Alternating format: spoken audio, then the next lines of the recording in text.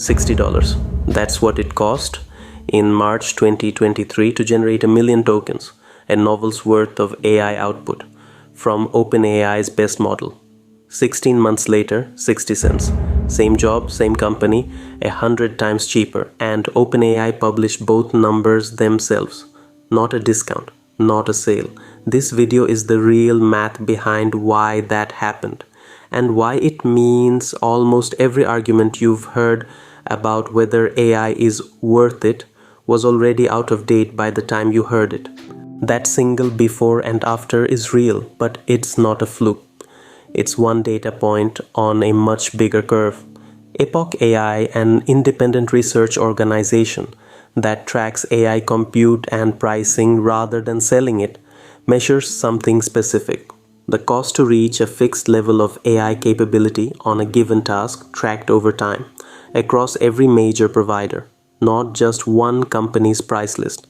By that measure, the cost of hitting the same capability bar has been falling by a median of roughly 50 times a year since 2023. For some individual tasks, the drop has been closer to 900 times in a single year. That's not one company running a sale to win customers. That's the entire market repricing itself every few months, while most of the public conversation about what AI costs hasn't caught up to any of it. If you read an article or watched a video about how expensive AI is from even a year ago, the numbers in it are very likely wrong now. Not because the argument was badly made at the time, but because the ground it was standing on kept moving under it. AI prices have been falling by roughly 50 times a year. Here's why.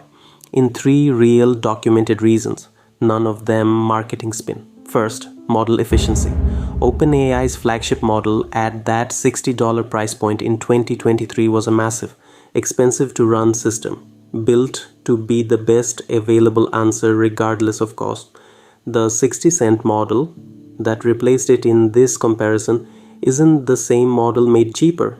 It's a smaller, more efficient model, trained specifically to match most of that same capability on routine tasks at a fraction of the compute cost per answer.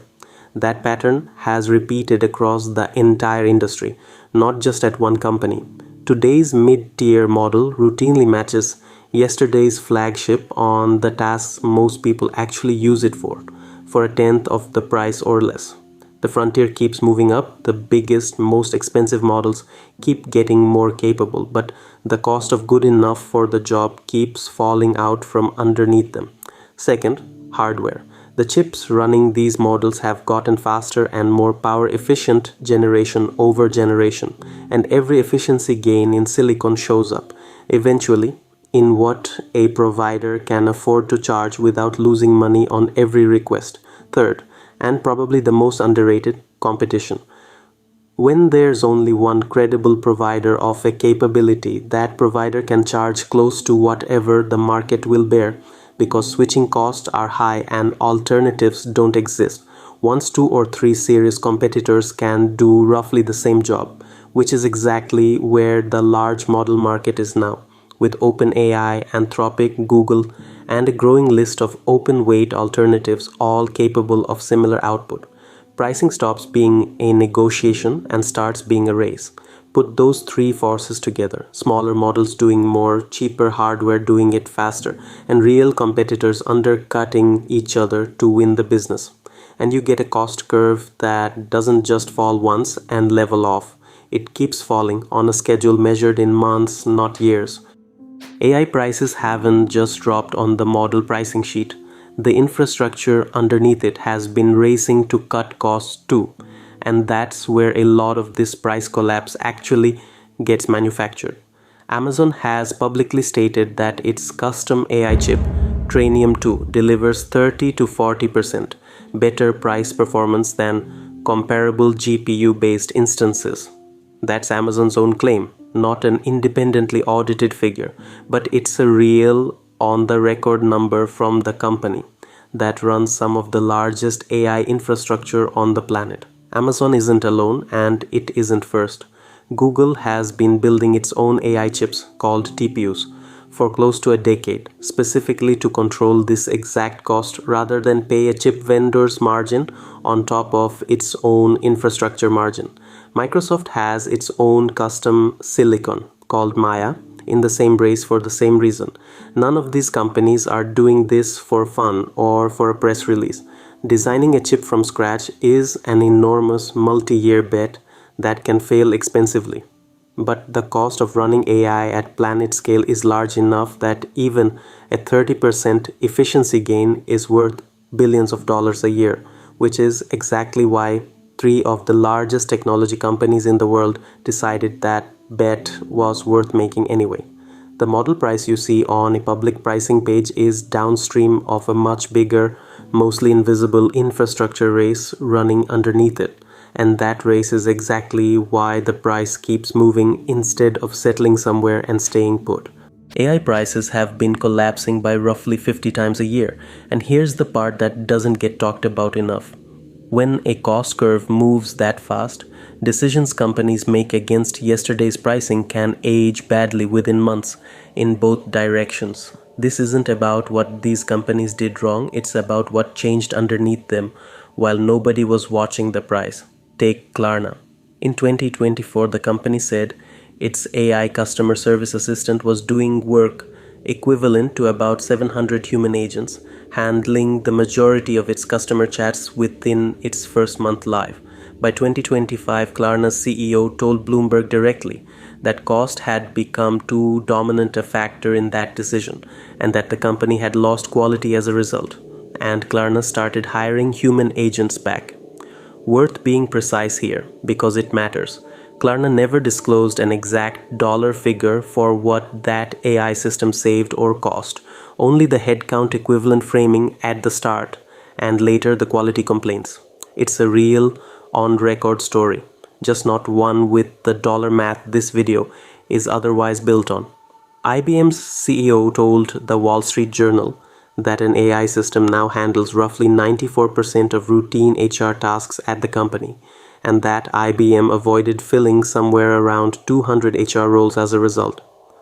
Again, a headcount number, not a disclosed dollar figure, and notably a case where the company's total headcount grew anyway, because the savings were reinvested into other hiring rather than banked. Duolingo cut about 10% of its contractor workforce in 2024, citing AI translation tools, confirmed by TechCrunch at the time. A smaller, more contained move than either of the other two. None of these three companies published the actual cost math behind their decisions, and none of them are being singled out here as a mistake or a win. What they show together is simpler than any one of them on its own, when the underlying price of the technology is falling by 50 times a year. A decision that looked obviously right nor obviously wrong at the exact moment it was made can look completely different 18 months later, regardless of which direction it turned out to be right in. That's not a reason to panic about AI adoption, and it's not a reason to rush it either. It's a reason to be honest that the ground everyone's standing on is still moving. Here's the whole shape of it. AI got 100 times cheaper in under 2 years on numbers OpenAI published themselves. Not estimated, not leaked. That's one data point on a market-wide trend, independently measured by a research group with no product to sell. Prices falling by a median of 50 times a year since 2023. Three real separate reasons it's happening at that speed. Smaller models, matching bigger ones on the tasks that matter. Hardware getting more efficient generation over generation, and real competition between providers turning pricing into a race instead of a negotiation.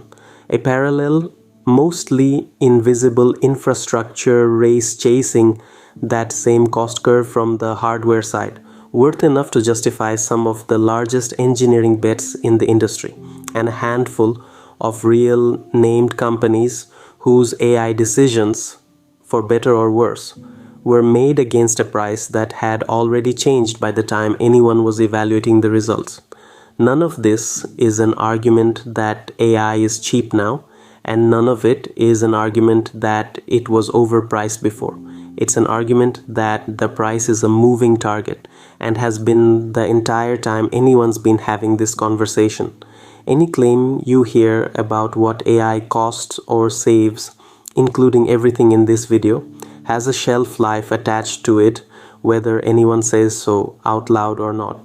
The honest version of this story was never AI is now cheap enough or AI was never worth it. It's that whoever's making that call needs to check the date on their numbers before they trust them.